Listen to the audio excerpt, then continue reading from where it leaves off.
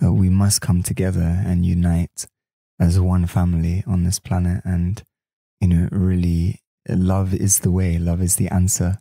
And the more that we can dive deeper and deeper into that love, and the more that we can see that love reflected outward in our lives, made manifest in the world, then it's better for everyone, So there's many opportunities in life to be greedy and to be selfish and to, do many, many things, through our own desires and projections. But ultimately, the only thing that is ever going to be of value, that when you're on your deathbed, that you're really going to remember, is that love that we share. And that's the commonality between all of us, that love that is inside of our hearts, which is God, which is truth, which is whatever word you wish to give to it. Shiva, Allah, Rastafari, Christ, Buddha. Welcome to Yoga Beyond the Asana, the Wandaful podcast. I am Wanda Batwall. Together, we will explore the fascinating world of yoga, spirituality, and personal development. We hear and we learn how we can integrate more love, balance, and fulfillment into our daily lives. Thank you for listening.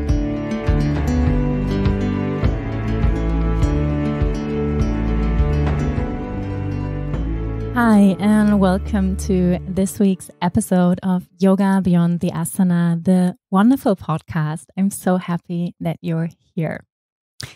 For this week's episode, I am super excited to welcome the internationally recognized singer-songwriter Sam Garrett as a guest. Most of you probably know him already, but for the ones who don't, here comes the official introduction. Sam Garrett is an English singer-songwriter whose music highlights his spiritual journey exploring Eastern philosophy, meditation, yoga, and Rastafari wisdom.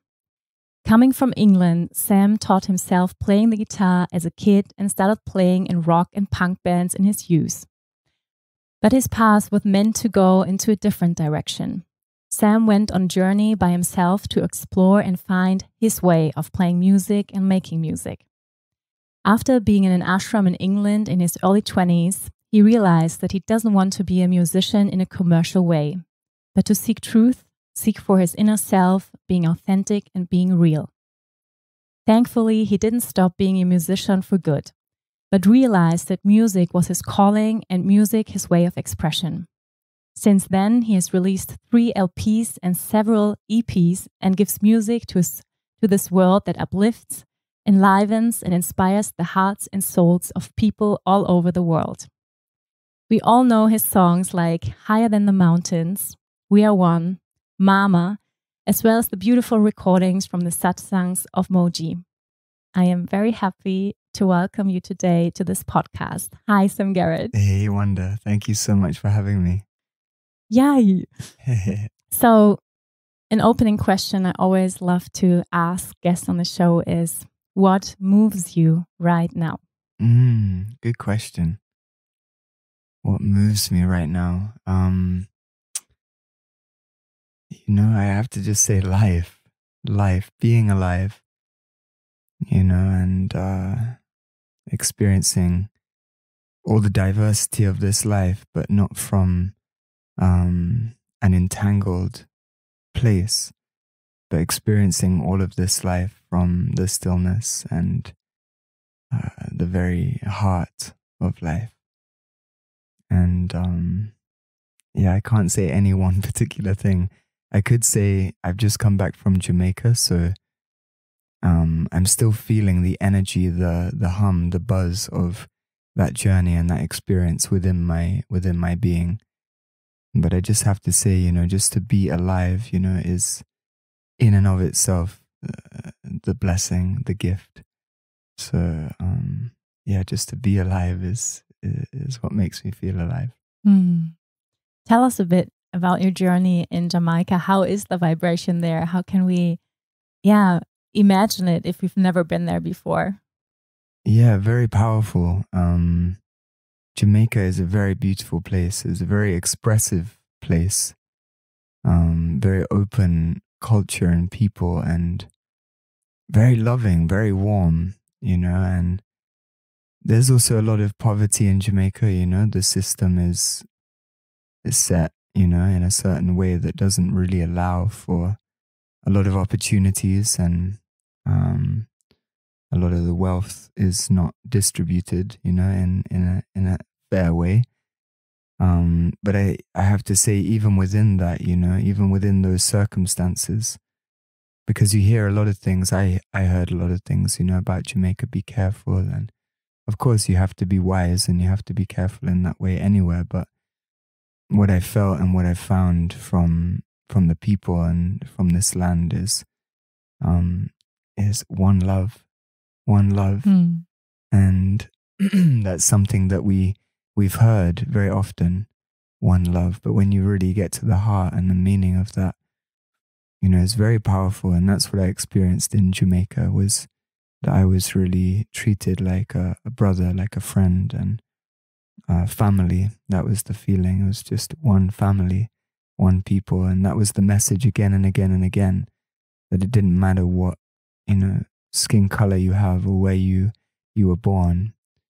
Ultimately we all come from the same one. And so I'm feeling that, I'm feeling the blessing of these people. And I met so many beautiful beings, and I feel like they left their mark on me somehow. Like, their blessing is fully alive inside of me. Beautiful. Thank you for sharing a bit about your journey. Right now we are here in Portugal. Yes.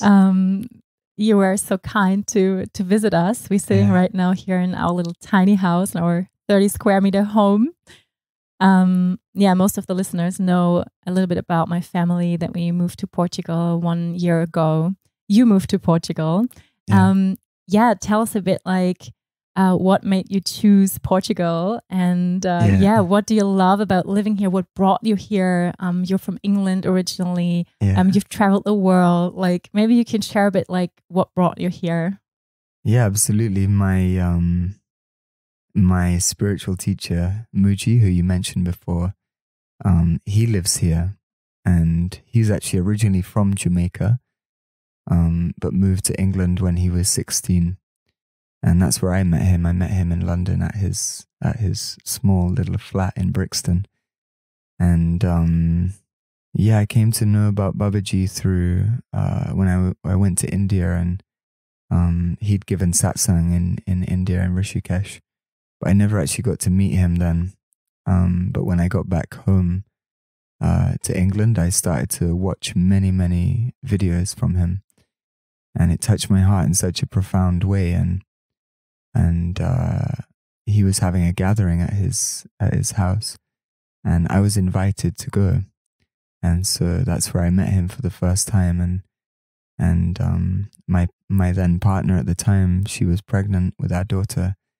And when she met him, she had a very profound meeting. We both did a very profound meeting with him. And she said, I want to go and live there in Portugal with him and the community there. So that's how I came initially, and now I've been here for 6 years. So it's definitely home in the physical sense, and also in the spiritual sense, because Babaji is here, and I feel that what he's pointing us to is perhaps the most important thing, to find happiness, peace, and contentment within ourself, and to be here and to be within this community and with others, and living very close to nature, and in this way, it feels very good for my heart.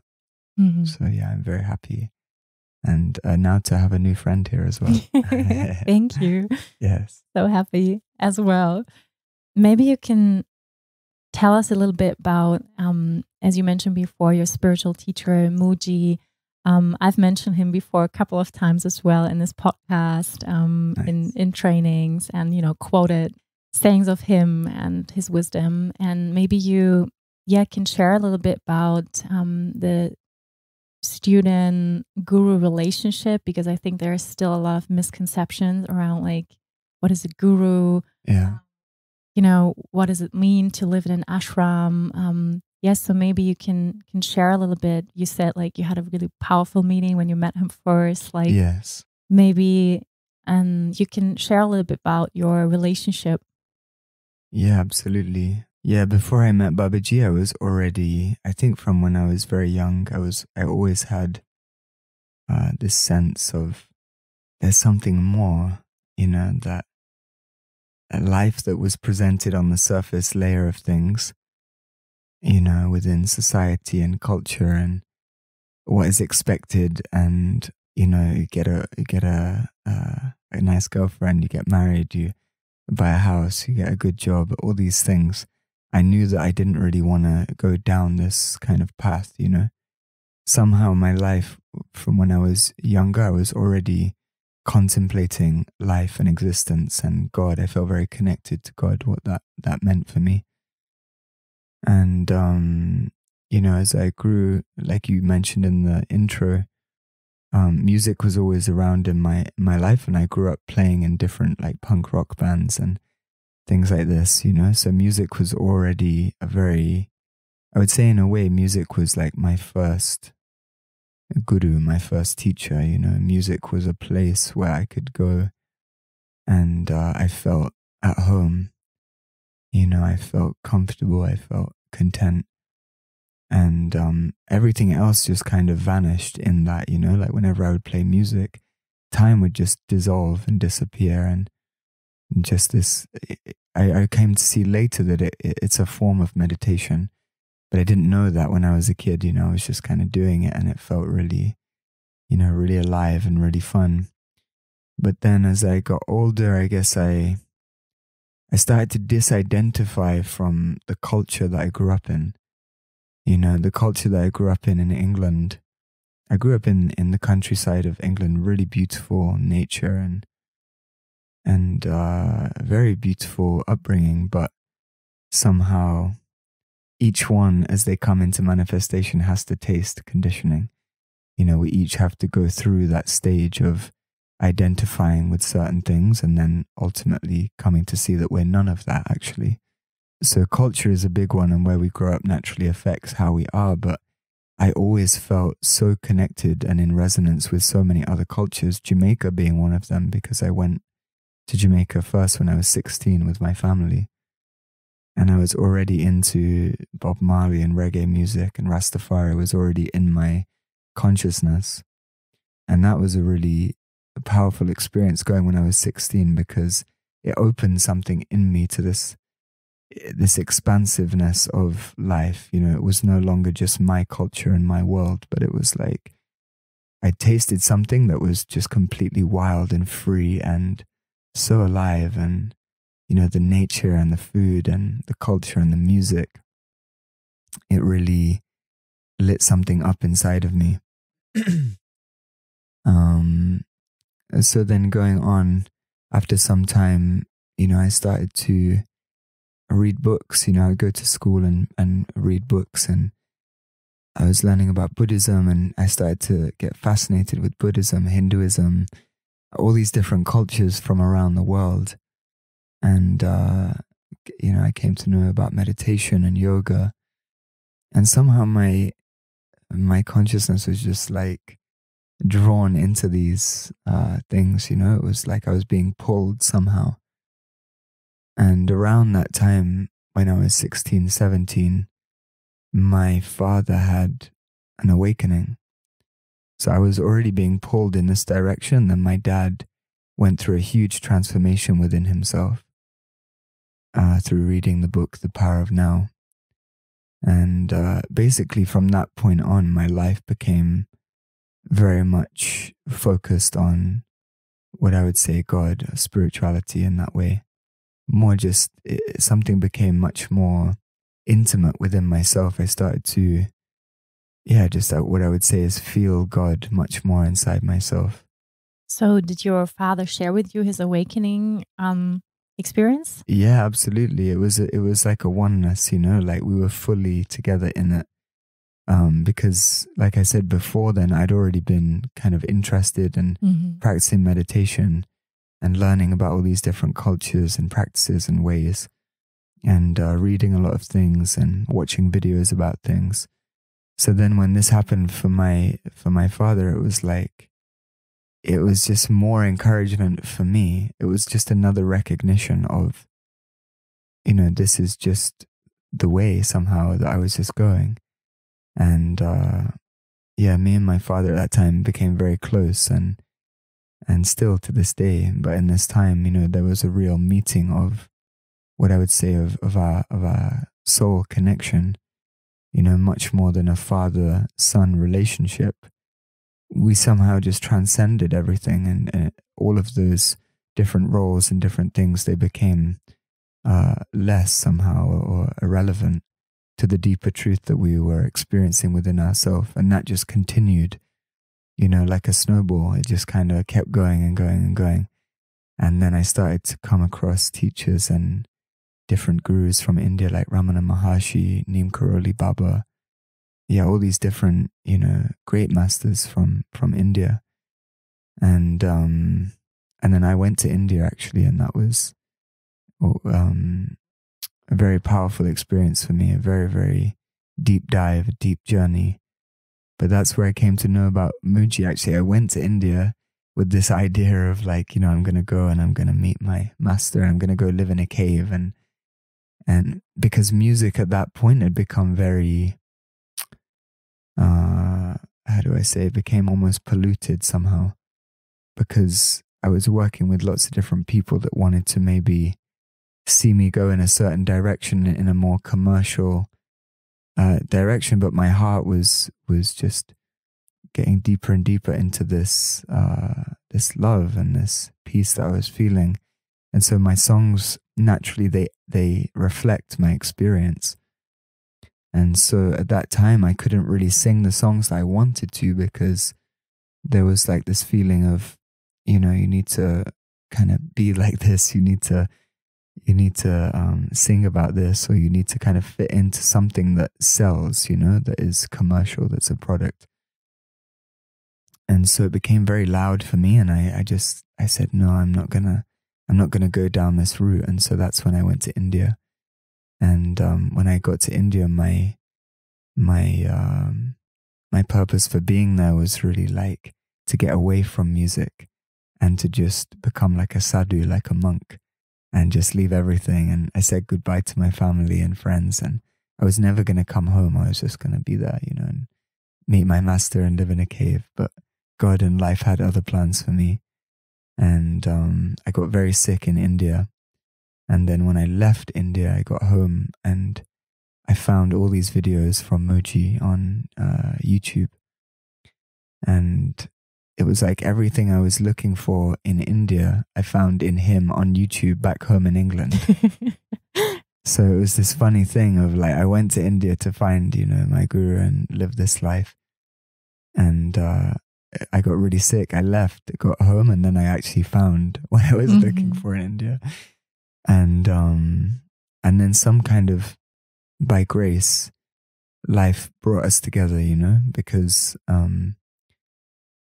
at that time, through how I came to meet him was really somehow divinely orchestrated. And actually, I was playing on the street a lot then. And somebody actually sent a video of me playing to Mooji. And I received a video message from him. And he was saying, I'd love to meet you. We're really loving and enjoying your music that you're sharing, and be a real joy to meet you. So for me, it was just again, another confirmation, that I'm on the right path. And, life just brought us together in this way. And then, finally coming to meet him in London, and then going to live in the ashram here in Portugal. And my relationship with Babaji it's hard for me to really describe. It's like when I came to meet Babaji, I'd never met anybody in this lifetime that was completely free. Like when I came to meet him, it was like I just knew him. Even before I met him physically, when I saw him, even just a photograph of him, I knew him. my soul, my heart knew something, and I can't explain it in words. It's just a knowing inside. And then when I came to meet him physically in London, it was this feeling of, I've just known you forever, you know, and it was almost like this feeling of just like, oh yeah, nice to see you again. You know? And just this recognition of what is really here, what is really true, you know, which we never really get from our conditioning and culture and schooling and all this, but it's always here, and this is what he's pointing us to. So my relationship with him, it can be very, you know, normal in some way. We can be sat having tea and talking about the different types of trees or something, but behind that there's just this deep presence, this deep love, and this deep knowing of who we truly are. And so to be in his presence for me is always that. It's just a reminder of what is really here, what is really true.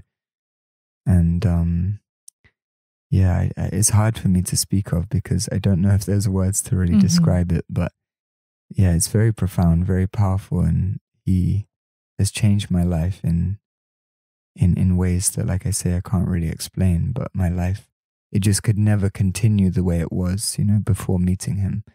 It just got deeper and deeper and deeper in this. And it's just continued like that. And more my music has become the expression of that. And so then, you know, through that, beings also have come to find my music, and then from finding my music, find him, or in finding him, they find my music. And like this, you know, it goes. So yeah, it's beautiful like that. Thank you. Yeah. How can people who've never been to an ashram imagine it? Like you shared before, like you were living there for some time. Like, how is the life at an ashram? Like, do you have certain rituals, like tasks? I guess it's also it's a very devotional life, right? Yeah. So you live there because of your teacher. Yeah. And so how can one, you know, some people could never imagine living like this, but how is it? Like, how was it for you? Yeah, for me, I can't speak for everyone because I know that within that ashram, you know, within any ashram, everyone is going to live, you know, still within their own unique flow and expression. But from my experience, what I can say is, you know, waking up every day and going into the mandir, which is like a kind of hall where, you know, we sit and we sing and we chant, and, you know, we sing our praises to the divine, to God, and also to Babaji and all the great saints and sages that have come, that have shined their light in this world and that we now benefit from. You know, we just sing glory to them, and also to our own heart, because it's one and the same. Wake up and chant and sing and maybe have some breakfast, and it depends then what your task is, you know, because everybody might have a different thing. For me, I used to work in the kitchen, so my thing was like chopping vegetables and cooking, you know. Are you a good cook? Yeah, I think so. I have to cook for you so you can tell please. me.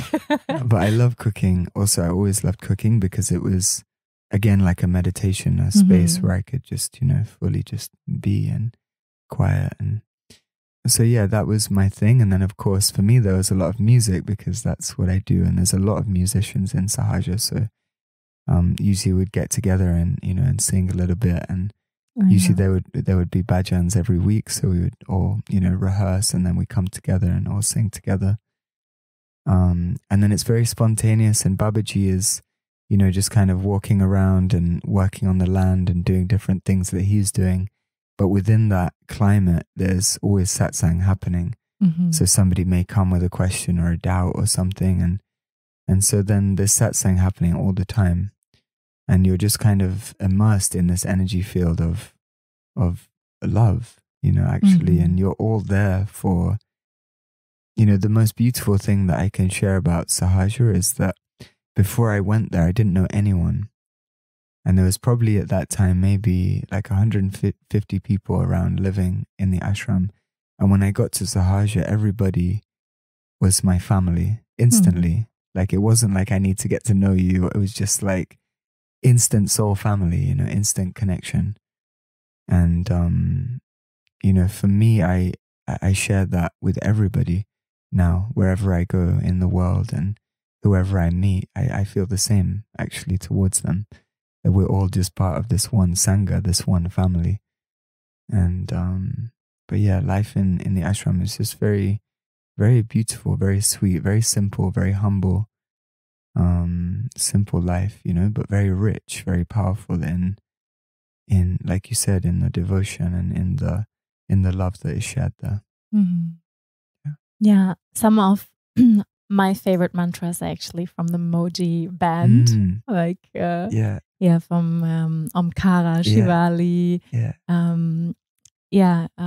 We are big fans. So I really wanted to, because this is part of actually why we sit right here right now, is a little story I would like to share with you. Is when I was pregnant with Bodhi, I had a big screening like in some of the weeks, and they found a spot of like something white in his heart, and I was massively worried, you know, that he has some sickness or that, you know, he get disabled or something.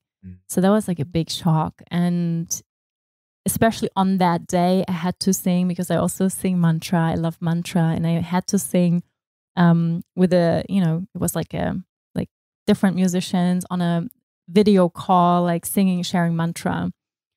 And one of the musicians shared Lakshmi, I Choose to Live in Love, from you and Molly. And I didn't know that song before, but in that moment, it really like hit my heart. It was like so much on the point, because I was, you know, I had to pull myself together to sit there and share mantra myself, because I was so, you know, before in tears, like was really worried about my baby.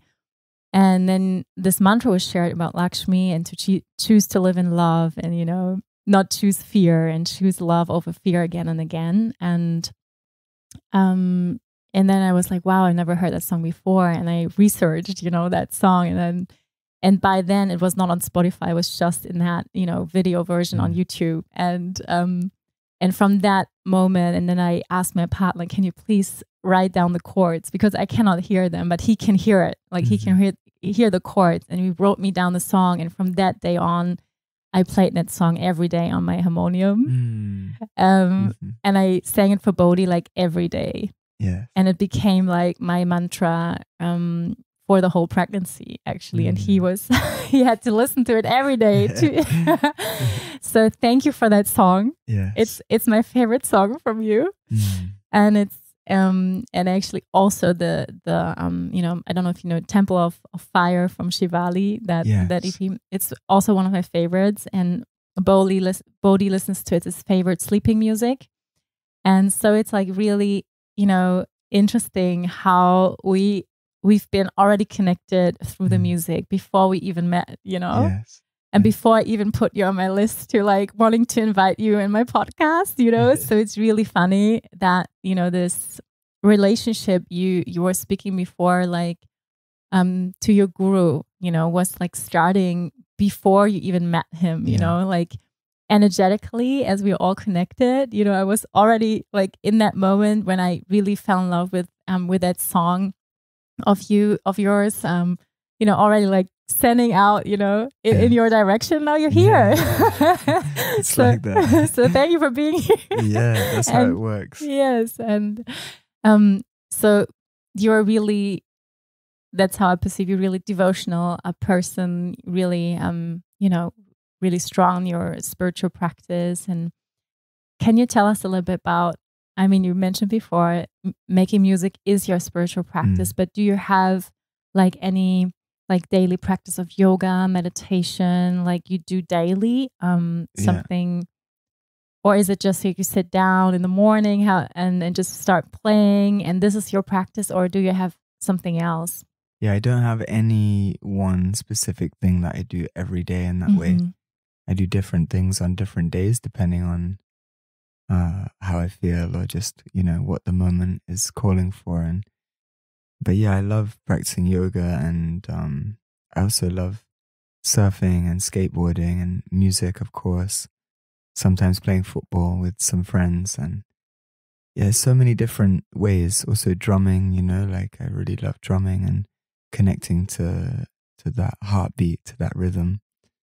But I would really say that, and what, Babaji is pointing us back to is that place before practice even, and there's nothing wrong with any practice. Actually, practices, they help to refine the consciousness somehow.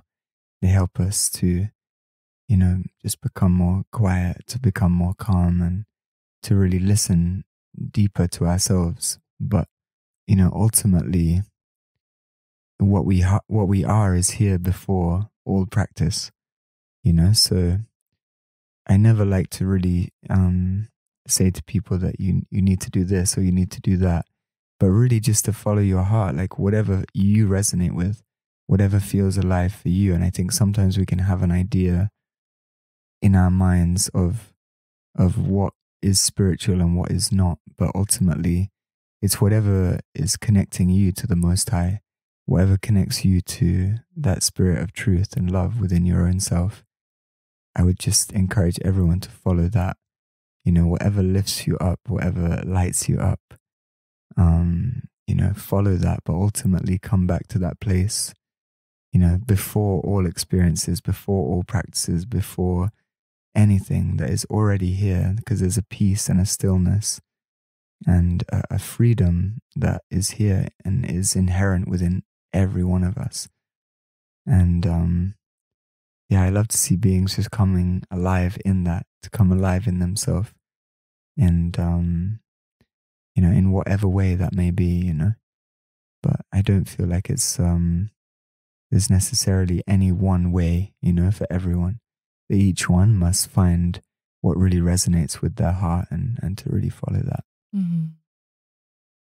How do you write music? Like, do you just are hit by a spark of inspiration suddenly, or you wake up in the middle of the night? I think people have ideas of creative people, musicians, poets.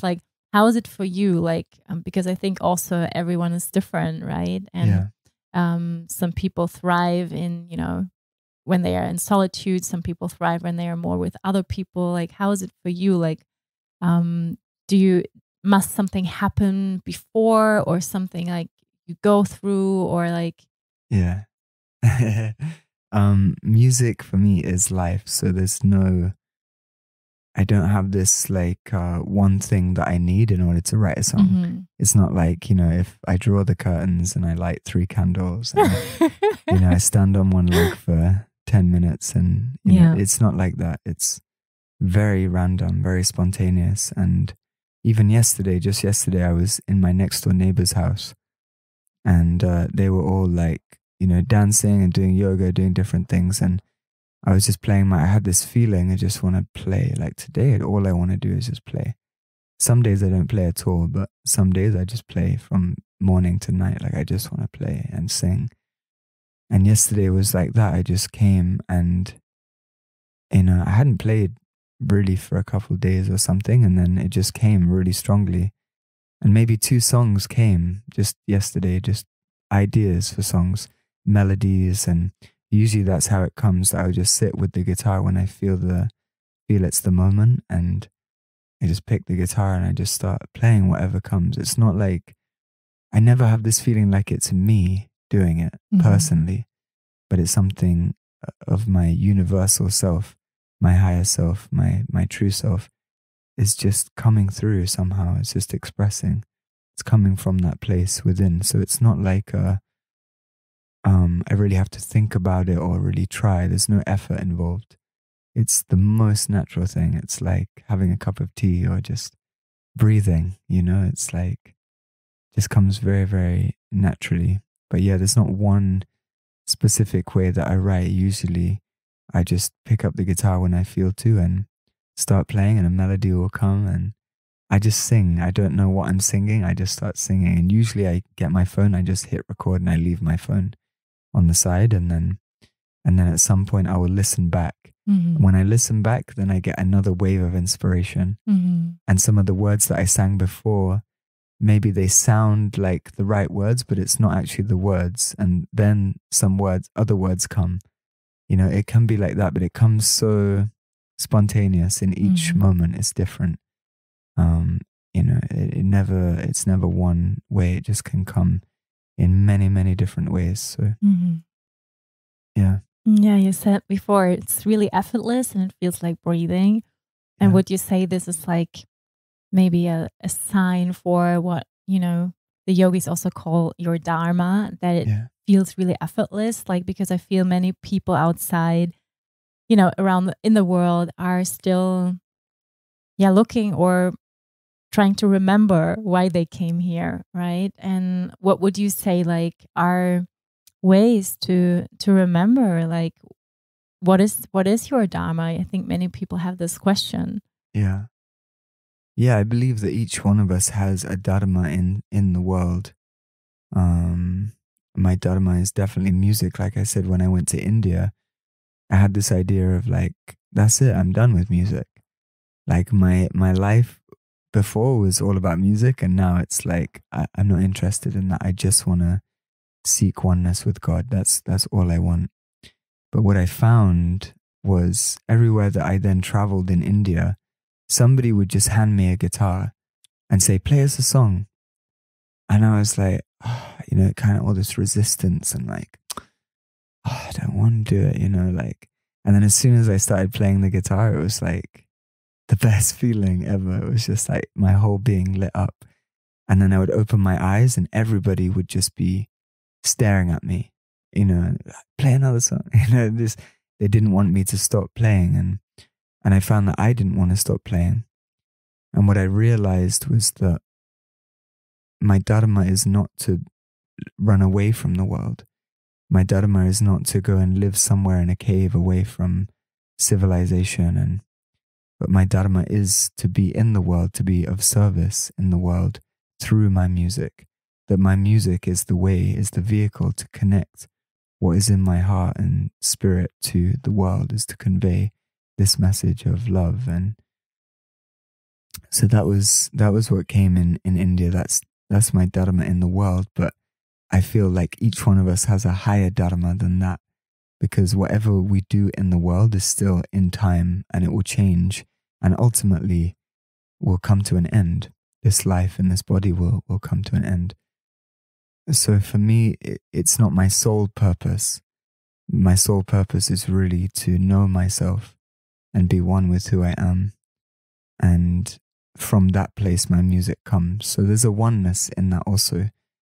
But I believe we each have that. I feel that each one of our sole purpose is really to find out who we are in this life.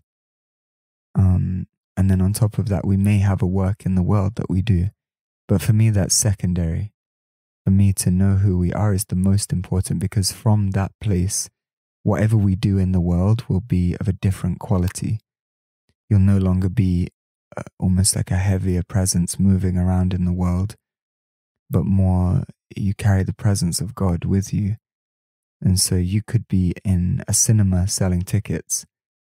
That could be your dharma in the world. That could be your role. But really, if you're coming from a rootedness inside yourself, your dharma is much deeper than just selling tickets. And if people are really receptive and open, they will also be blessed by your presence. So I believe that's our deeper purpose in the world. Mm-hmm. So what would you tell people who are still, have this question? What am I here for? How can I contribute? How can I be of service in the world? What would you tell them? Just to, it sounds cliche, but to really follow your heart. I believe that throughout my life, I've always been guided, that life has been guiding me, that I've always been getting messages and signposts and, been directed in certain ways, to meet certain people and to have certain experiences. And the more, there's a saying, the more quiet you become, the more you're able to hear. And that would be my message, is really to really listen, to tune in to what perhaps your place is. But I can't tell you, nobody can tell anybody what their purpose is. Each one must find out for themselves. And I know I meet some people that say, you know, I'm very confused about what to do, and I still feel that the remedy is to really come back to yourself, you know, to recognize and realize who you are beyond the conditioning and beyond the identity of just being a person, being a someone, just a little old me. Once we start to go beyond that, and we dive deeper into our true reality, everything is just auto-correcting outwardly. So you don't need to try to understand what you should do. Life will just naturally, spontaneously align somehow. And at least that's my experience. So, yeah. Thank you. You also have a daughter. Like, is there something you try to, or in your way of being with her, supporting her relationship with the divine? Is there something you do together, or do you do music together, or like, is there something that is important for you as a father to support her upbringing and to stay connected with the divine? Yeah, I think just including her, you know, in what I'm doing, and not forcing it on her, because I noticed that before, you know, I had these kind of ideas that, you know, I'm gonna teach her so much, and I'm gonna be like I'm gonna be like her guru, you know, and I'm gonna like teach her all these things. But in reality, she's teaching me all the time. We're teaching each other. And so that's really the relationship and the bond that we have, is like just to be there as loving presence and support for one another. And I really feel like just including the children in what we're doing. So like the other night was Shivaratri, and we went to a gathering, and we all sat around the fire singing songs for Shiva. And she was there, and it was the most beautiful connection that we shared that evening, because the fire is going, and we're singing these songs, and we're really feeling the presence of Lord Shiva. And in one moment, somebody passed me the drum, and I was playing a drum, and I passed it to her. I just said, you know, could you hold it for me while I play the guitar? And we started singing this one song, and it's kind of getting, you know, to this point where it's like building, and my daughter just starts playing the drum, but like in a way that I've never heard before. Wow. Like she's played drum like little bits, and, you know, kind of like, but this time it was like fully in time, and like even little technical things that I would do on the drum, she started to do them. Not by me showing her, not by me saying like, yo, try this, you know, do this. But just from, I don't know where it came, it just started to happen, you know. So I feel somehow it's like nurturing the natural talents and abilities that we have within us, is allowing that to come out, but not in any sort of pressured way, you know, which is how I was also brought up by my parents, was just encouragement and support, but not like, you've got to, you know, like try harder, like got it. It just naturally is coming somehow. And so I just feel like, yeah, there's not any, again, one specific thing that we do together, but it's, you know, each day is just so beautiful in its own way that it unfolds. And it could be painting together, or drawing together, or going to the beach together, but it's there's just a beauty in being together, you know, and the energy and the spirit that the children bring is so refreshing, and so sometimes also just really honest, and just really true, and just like straight up, you know. And I love that about the kids. They're just like really real, and there's no time for any like rubbish. It's like, no, I want that, I want to do it. And it's just like cool. It's refreshing for me to be around that, you know. So yeah. How did becoming a father change you? Yeah, a lot. It changed. It brought a lot more maturity, I feel, is a good word. I feel that before my daughter was born, I was kind of just drifting around and, floating, and I didn't really have, like, I had my music, but I wasn't really, somehow there wasn't like a lot of focus in it. There wasn't like, it was just kind of what I did, and just kind of, yeah, like I said, floating around a little bit. But then when she came, it was like, whoa, okay, I've got to like step up a little bit now, and it's not just about me, which I think is a really powerful thing when you have another being to care for and look after and provide for, But it helped me to grow a lot. But I never changed in my spirit, something has always been consistent there.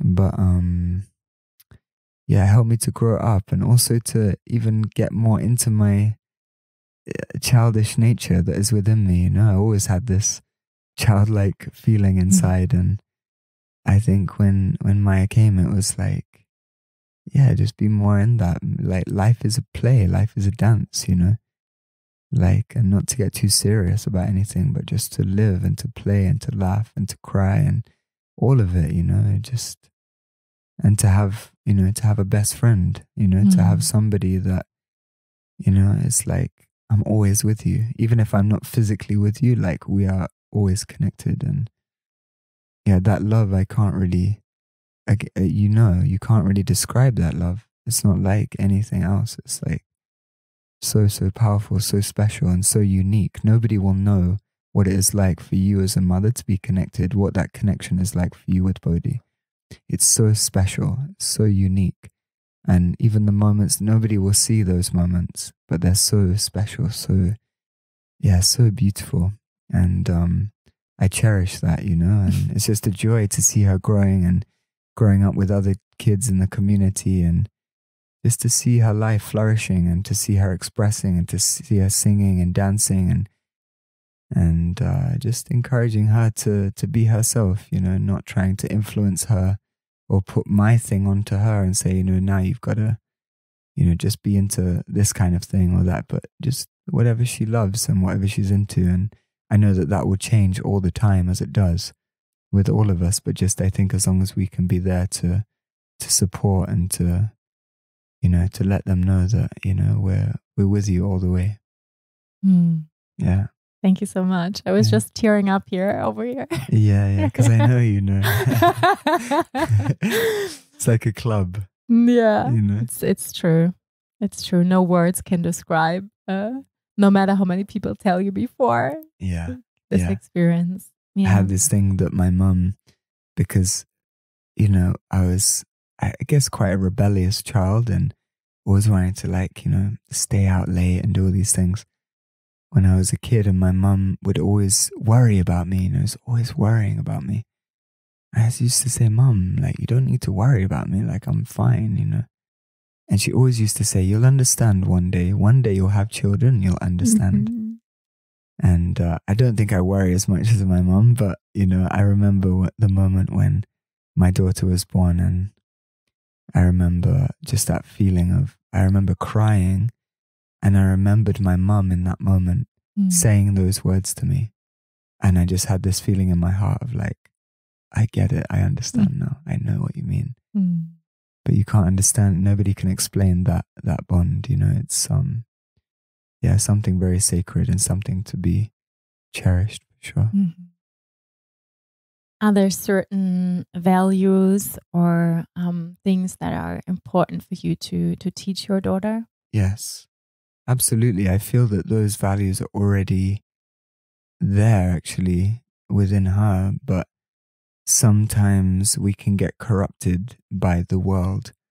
And I just noticed that, sometimes she can watch something, or something happens at the school or something. There's a lot of influences, and that's something that I'm very aware of more and more now, is like the influence from all these different shows and things that we're because we consume all the time, but people don't realize that we're actually consuming what we're watching, what we're hearing. So it's not just food and these things, but also there's something that I'm becoming aware of. But I feel like those values are inherent within us. It's not something that we need to instill so much as to something that we just need to remind each other of, because I feel like that's already there. And I see her the way that she shares with other kids. I see the love that she has, the respect that she has for others. And I see how upset she gets when she feels she's upset somebody else or offended them or done something wrong. I see the pain that she feels, you know, and I feel it. I feel her in that, you know, when she feels like, well, you know, but I shouldn't have done that. And then it's my duty to remind her it's okay, you know, we all make mistakes and there's nothing really wrong, actually. It's just a learning that we go, you know, the more that we're finding ourselves, the more that we're seeing ourselves in everyone else. And so therefore, whatever we're doing to others, we're doing to ourselves. And so just living naturally in that harmony and that love and that care and consideration is something that I've just naturally seen within her, you know, and from time to time, maybe there's a reminding of certain things like, hey, you know, like just to notice certain things. But yeah, ultimately, I feel it's there within us already, and we're just kind of reminding each other as we go. Mm. So you believe that humans are inherently good? Yeah, yeah, I would say inherently God, inherently God. Mm-hmm. That it's neither good nor bad, but that the space of God that is within us, that is our true self, it is beyond good and bad, right and wrong. It's not a place of duality. It's perfect. It's perfect. Each one of us is perfect. And believing that we are imperfect, trying to become perfect. But we're already that. We're already what we're looking for. But somehow life is the journey to get to the place where we already are at, you know? And then when you're there, then you just enjoy the ride. You just enjoy the play and, you know, try to do your bit to help wherever you can and to plant seeds of change and of love and, you know, to see more peace, to see more harmony. Because the way that the world, you know, operates, you know, there is a lot of what you could call dark forces in the world. But I don't really tend to dwell on that, and I don't tend to spend too much time in that. But more, yeah, like you say, focusing on the good or on the God that is inherent again within all of us, that somehow has been seemingly lost, but must just be rediscovered within each of us. Speaking of planting seeds of love and harmony, you have a new album coming out soon, and you're releasing some bits and pieces, some singles here and there, and your new single's about to come out. It's called Why They Make Us Cry. And can you tell us what inspired you to write the song and tell us a little bit about that song? And I hope we will hear it today also. Yeah, definitely. Yeah, I think this song came because, again, like I said, just some of the things that I was seeing in the world and the influence and the way in which these forces can influence us and steer us in the wrong direction and take us away from that inherent love and peace and harmony, and maybe steer us, you know, towards more selfishness, greed, separation, war, hatred, you know, all these things. And the song is really, it was inspired, it came during the pandemic. I was in England, in Cornwall on the south coast. And, you know, I was just feeling all this division, and I was feeling pulled by all these different sides, you know, like about all these different opinions about COVID and, you know, every kind of opinion about it. But what I felt inside my heart is like, you know, we just must come back to love, you know, and why is there so much division? Why is there so much segregation and separation and, you know, pro-vax or anti-vax and all these things? I just saw them as like a way to keep people divided, like divide and rule, you know, divide and conquer. And I feel like this is not like a new story. This is like the oldest story as far as you go back, you know, to the time of Christ and the Buddha, and even before, you know. It's like there's always been the same story, you know. Same with colonialism and slavery and racism, sexism. You know, the more that you go into it, it's the same thing, which is, it's just ego, is the identification with our mind. And that's why for me Babaji is so powerful, and all these great teachers are so powerful, because they're showing us, they're giving us the key. They're giving us the key to the door to our own freedom and liberation and happiness. But yet so few of us are able to receive it and to take it. And so the song, yeah, it was kind of sparked by everything that I was seeing happening in the world and the injustices of the world. But it really has a positive message, because it's saying don't give up, you know, don't give up on hope, don't give up on love, and to keep coming back. You know, even we may get pulled into the drama of life and, you know, get caught in our own opinions and beliefs and all this stuff. But the song is really a call to come back to love, you know, and from that place we can really find true change in the world, you know, because there's that saying by Gandhi, be the change that you wish to see. So each one of us must come to find that place of love within our hearts, and let that be expressed in the world. And that's really what the song is about. Mm-hmm. Would you like to play it for us? Yeah, I would love to play it for you. Yes, please. Let's do it.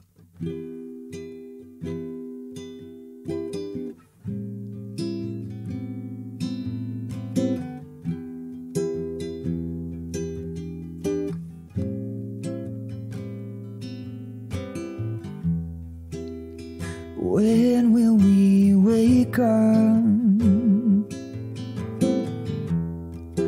to their lies and their deceit, yeah? Oh, what have we become? Another part in their machine, yeah.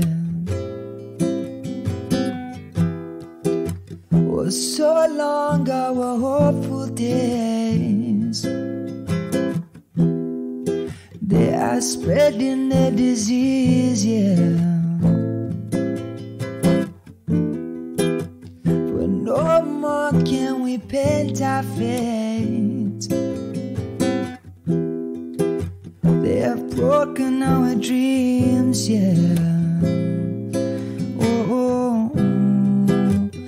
Don't you go give up.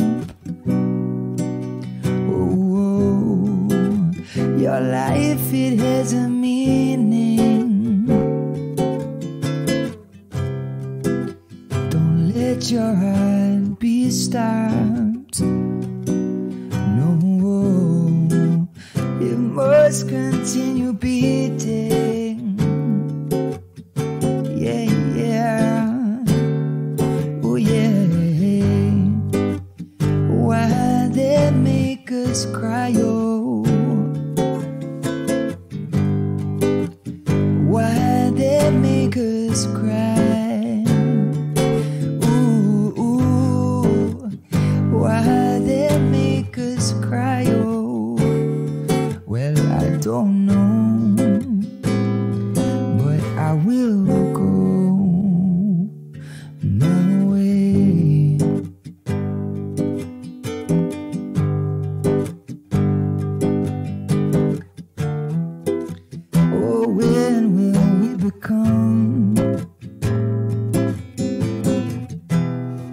What we know we are meant to be, yeah. Are we too busy on the run that we hardly even see, yeah. But no more can we watch and wait. Yeah, this is more than just a feeling. Oh, why do we give when all that take.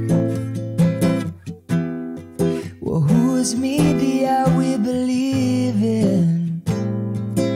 Ooh, but don't you go give up.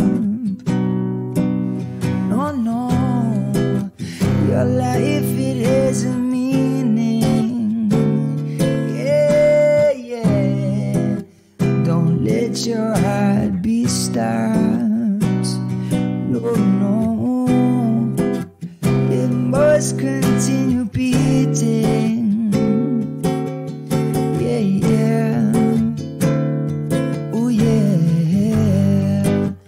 Why they make us cry? Oh, ooh, why they make us cry? Yeah, I wanna know why they make us cry. Oh, well, I don't know, but I will hope someday. Oh, na na na na na. Yeah, yeah. Oh, na na na na na. Oh,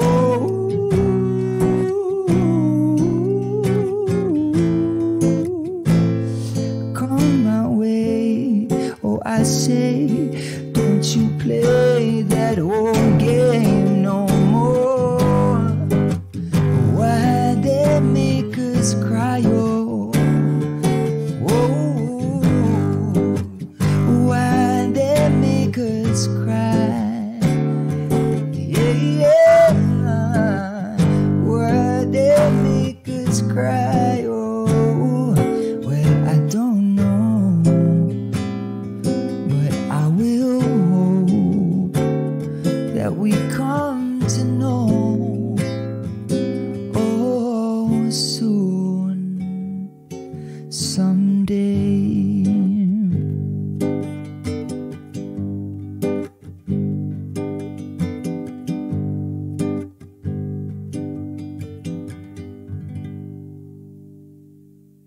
Thank you so much for this beautiful song, sharing it with the world and saying what you have to say through your music. And thank you for not going to the ashram and just escaping this world. Yes. Yeah. Yeah, it's really important for me that I use this voice for this reason, you know, that it's not just about my own gain somehow, but to really be of service in these times, you know. And more and more, I just pray that we come together, you know, in love and peace and as one family, irrespective and regardless of our race or religion or education or our background, or our status in society, that we can come to see one another as our brother and our sister. And really, that's the message more and more. Yeah. Thank you so much. And I think also what you shared before is really a powerful message that, you know, we are needed in this world and our services, our dharma is needed in this world, and probably not so much more escaping into the cave. And it's really important that we show up in this world and use our voices. And yes. And it's both, you know, like I see the value and the importance, like for me, you know, living so close to Mooji, like I get to go to the ashram a lot and spend time with him and spend time with the Sangha there. And, you know, more and more I'm seeing that the Sahaja or the ashram is really inside of us. That it's not no more a physical place. It's not, you have to go to India and live in a cave for 25 years and, you know, chant so many rounds of japa and do all these things. But to realize and recognize that it's inside of us. And then to really, once you see that, you know, once you recognize and start to discover who you are beyond the conditioning, you know, you can't help but see everything else as the emanation from that one source. And it's from where we all came and to where we all must return. And so this is very important, you know, that each one can use their existence, their life in service to help others, to bring love to others, to bring light to others. And, in that we start to see the world changes also. Mm-hmm. Yeah, thank you so much. And this song you just shared is coming out in the beginning of March, right? Yes, it will be out on the 7th of March. Okay, exciting. Yeah. Yes, very exciting. And I also have a show in Berlin on the same day at a venue which I cannot pronounce the name of. I do know the venue, but I can't remember the name right now. But yeah, I'll be playing on the 7th. Yeah, we will put everything in the show notes where people can see you live. So do you do a little tour, or is it just like... Yeah, this year I'll be touring around a little bit and definitely playing more in Europe. Also in Mexico, many places I'll be traveling to, but we can send you all that information so that the listeners can see. Yes, we will put it in the show notes for sure, where people can meet you in person and listen to you. And yes. Yeah, thank you so much. I think we're nearly at the end. I have like one last question. And probably you already answered it in the podcast, but maybe you want to say something else. So last question I like to ask people is, imagine you could have the opportunity to hold a speech in front of humanity, like the whole world. And you could say what you would like to tell people, people should know. You would like to speak to their hearts. And what would you say? I feel I've said everything that I would like to say, but if I could say in summarizing it, and of course, Bob Marley coined the phrase "one love," but it's really that, is that we must come together and unite as one family on this planet. And, really, love is the way, love is the answer. And the more that we can dive deeper and deeper into that love, and the more that we can see that love reflected outward in our lives, made manifest in the world, then it's better for everyone, So my prayer and something that I've been saying often, and something that comes from Rastafari culture as well, when they drum the Nyabingi, they chant the drumming, and the drumming is boom boom, boom boom, boom boom, boom boom. It's the heartbeat, boom boom. And every time they play that on the drum, and when I play that on the drum, internally you're chanting, do good, do good, do good. And so this is really the message is, there's many opportunities in life to be greedy and to be selfish and to, do many, many things, through our own desires and projections. But ultimately, the only thing that is ever going to be of value, that when you're on your deathbed, that you're really going to remember, is that love that we share. And that's the commonality between all of us.